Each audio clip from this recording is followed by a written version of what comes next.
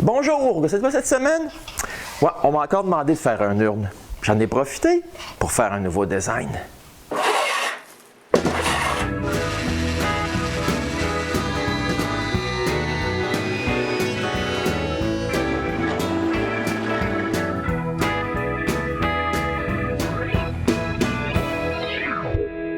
Je sais, je fais pas mal d'urnes de crémation, mais ça me donne l'opportunité d'essayer de nouveaux designs, comme celui-ci. La toute première chose que je vais faire, c'est la plaque à l'avant. Comme à mon habitude, je vais utiliser Aspire et vous allez voir comment c'est facile. Après avoir choisi la grosseur de mon canevas de travail, je glisse le cœur qui est fourni dans les modèles de base. Quand il est à la grosseur que je veux et qui est au centre de mon canevas, j'ajoute un ruban. Comme le cœur, je le mets à la bonne grosseur et je le centre. Je vais ajouter un tracé de casse-tête dans le cœur parce que c'était le passe-temps favori de Jeanne. Pour ça, je crée un tracé autour du cœur et je le déplace sur sa propre couche.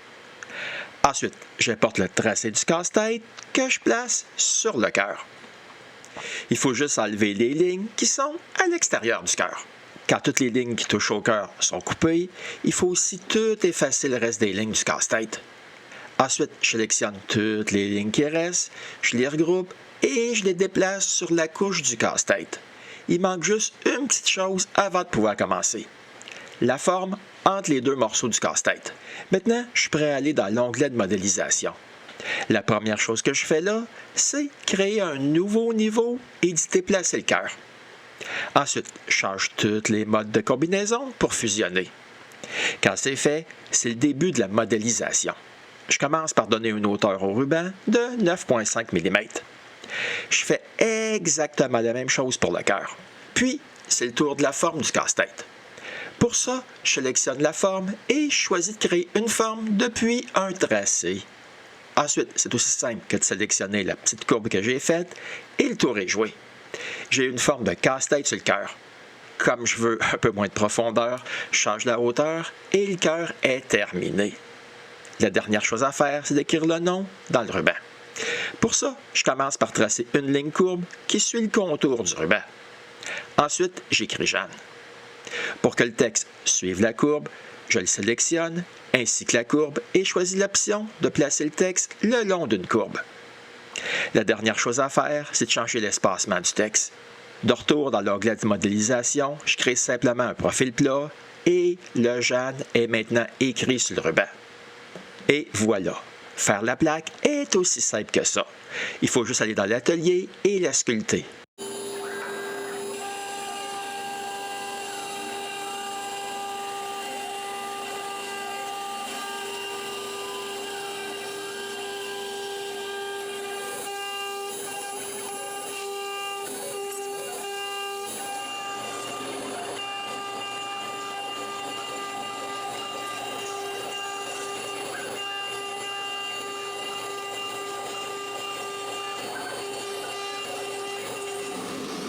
Terminé.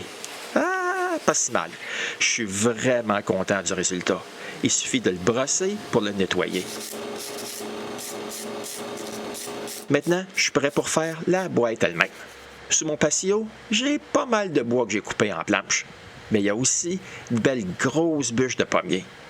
J'en rentre une dans l'atelier et je la coupe en deux.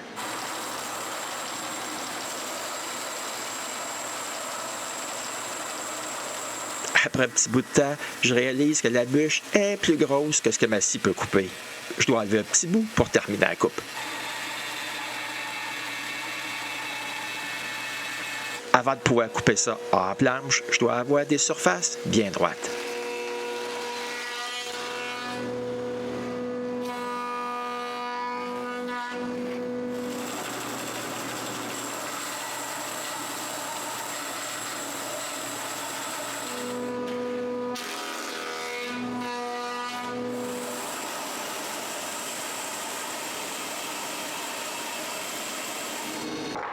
Ça prend un petit bout de temps, mais j'arrive à obtenir plusieurs planches. Par contre, je les veux droites des deux côtés.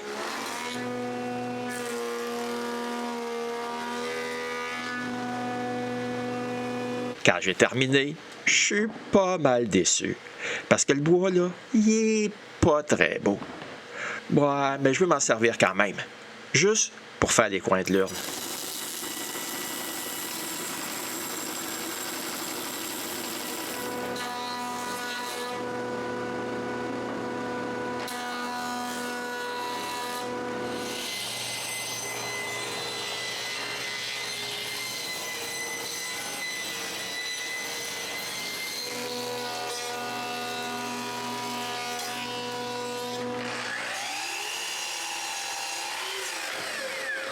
Quand j'ai plusieurs blocs bien carrés de couper, je trouve le sangle sur un bout et ensuite je coupe les coins.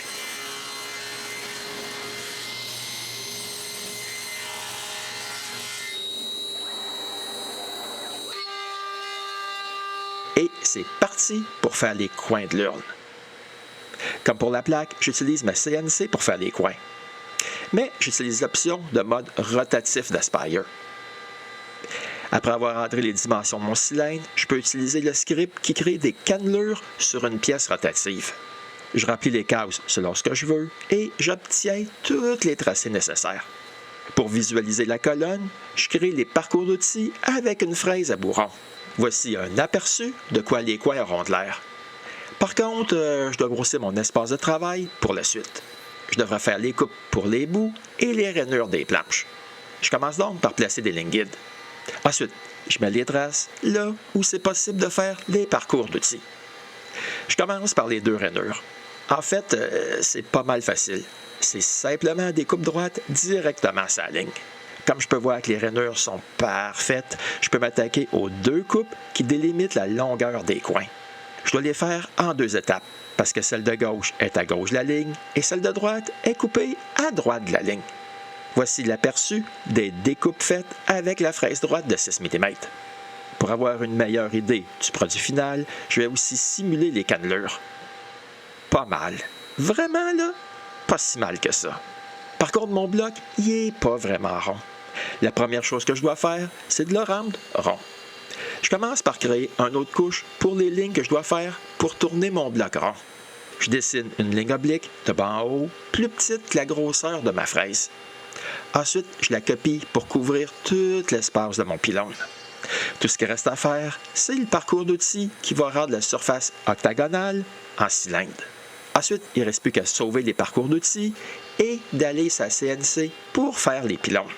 En fait, là, c'est ce que vous voyez en petit.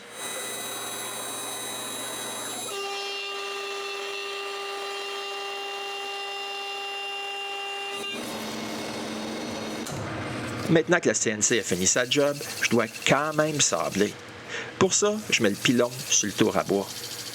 L'avantage d'utiliser une CNC, c'est qu'elle me permet de travailler sur d'autres choses pendant qu'elle fonctionne toute seule.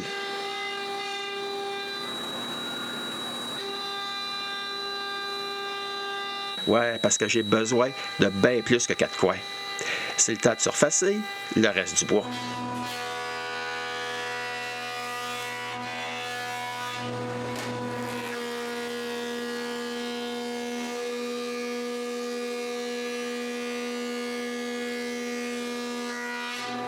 J'ai eu quelques problèmes avec mes coins. Il y en a un qui a fendu en deux et les deux autres ont un problème de rainure parce que j'allais trop vite au début pour du pommier.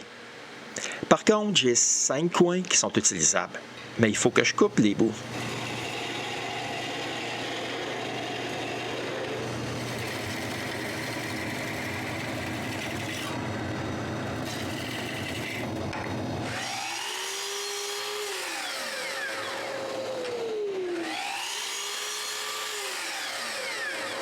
Maintenant que j'ai tous les coins, je peux m'occuper des côtés.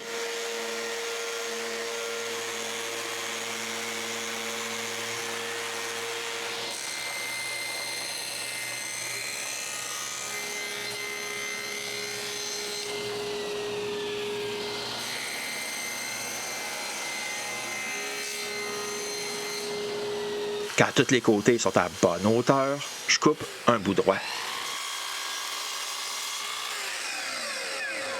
Ensuite, j'en mets 2, un par-dessus l'autre, pour les couper en même temps.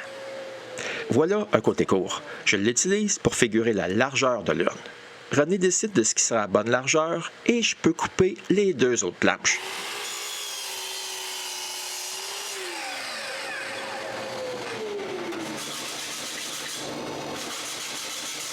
Avant d'aller plus loin, je veux faire un assemblage à sec. Après avoir adouci tout le tour, j'assemble le tout. Voici un meilleur aperçu du produit final. Par contre, mon semblage, là, il n'était pas jusqu'au grain final.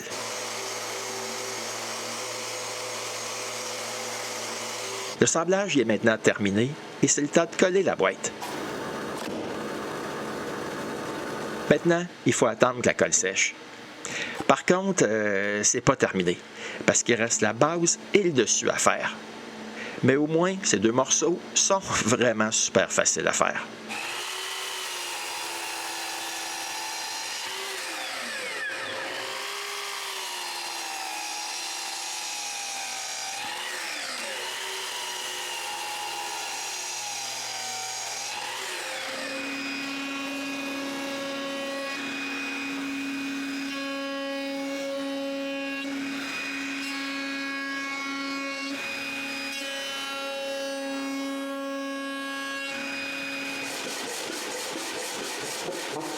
Ouais, mais j'ai un léger problème. La boîte n'est pas totalement droite d'un côté. J'arrange ça avec un gros morceau de papier sablé.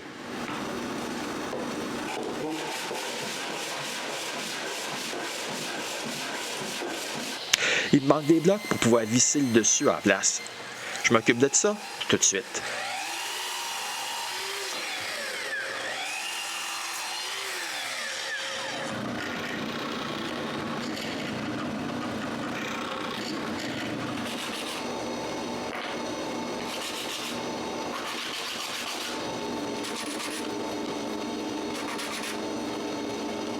Maintenant qu'ils sont faits, il ne reste plus qu'à les coller au haut à l'intérieur de l'urne.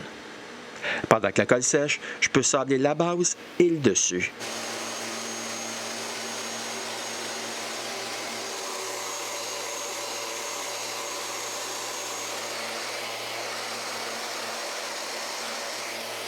J'ai aussi 4 pattes à faire.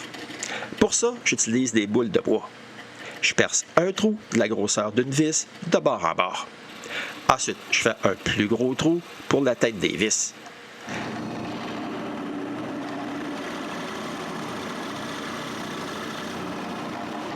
Pour visser la base en place, il faut des trous dans les coins.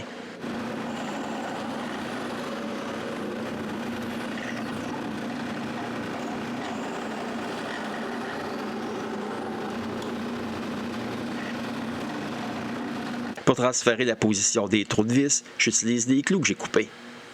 Je place le tout au centre et je presse pour faire des marques que j'utilise pour percer des trous.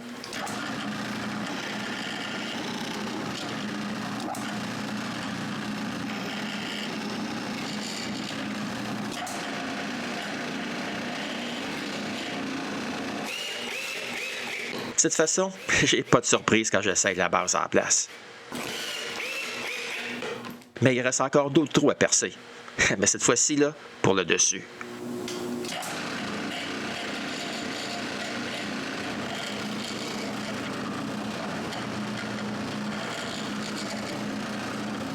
C'est le temps d'essayer ça aussi. Comme je peux voir que tout est parfait, c'est le temps de coller la plaque. Pour ça, j'utilise la colle instantanée. J'avais placé du ruban pour ne pas avoir à mesurer rien. Comme vous pouvez voir, on a changé d'idée. J'ai donc fait un autre plaque. Maintenant, c'est prêt pour appliquer la laque. Je commence par tout nettoyer. Ensuite, je vaporise la première couche.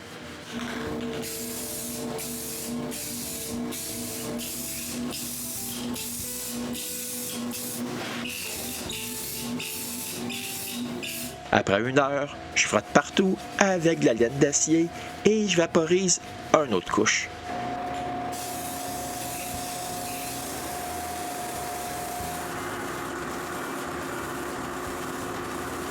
Quand la laque est sèche, je peux assembler l'urne. Par contre, cette fois-ci, j'utilise un peu de cire ces vis de la base. De cette façon, elles sont bien plus faciles à visser. Et voilà, l'urne est terminée. Je dois avouer que j'aime bien l'idée que j'ai eue de mettre les coins ronds. Avoir utilisé du pommier ajoute de la couleur. C'est bien plus joli. En fait, là, j'aurais pas surfacé tout ce bois-là pour rien.